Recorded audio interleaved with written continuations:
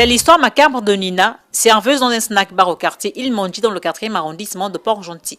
Alors qu'elle a terminé son service, elle décide de prendre un verre pour la route avant de regagner son domicile. Mais c'était sans compter sur les intentions diaboliques de Glenn qui en voulait à son salaire. Elle était assise, elle était bourrée. J'ai senti qu'elle commençait à dormir.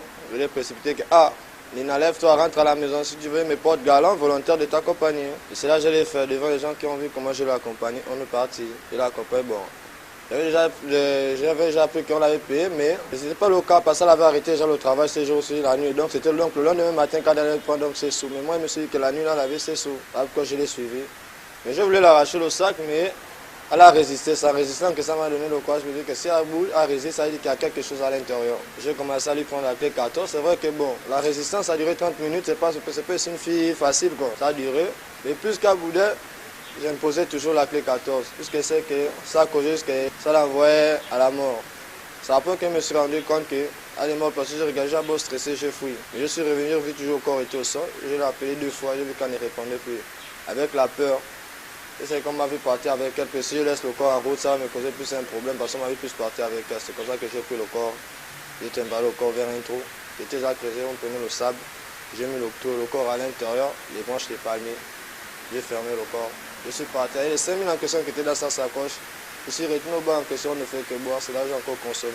Heureusement, les limiers de la gendarmerie de l'océan ont su déjouer les ruses du présumé accusé, désormais hors d'état de nuire. Si la compatriote de 30 ans a été retrouvée avec des sous-vêtements déchirés, laissant supposer qu'elle a été victime d'un viol avant sa mort, le mis en cause a déclaré n'avoir pas abusé sexuellement de Nina. Qu'à cela ne tienne, la sérénité déconcertante avec laquelle le présumé meurtrier relate les faits témoigne de la banalisation du meurtre dans la société gabonaise, les coupables étant peu inquiétés en raison des peines trop légères encourues, autrement dit disproportionnées par rapport à la gravité de leurs actes.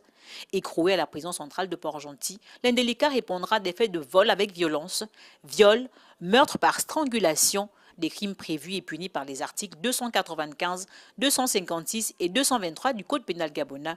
Glenn sera jugé par ailleurs pour violences faites aux femmes, conformément à la loi 006/2021 du 6 septembre 2021 portant élimination des violences faites aux femmes en République gabonaise.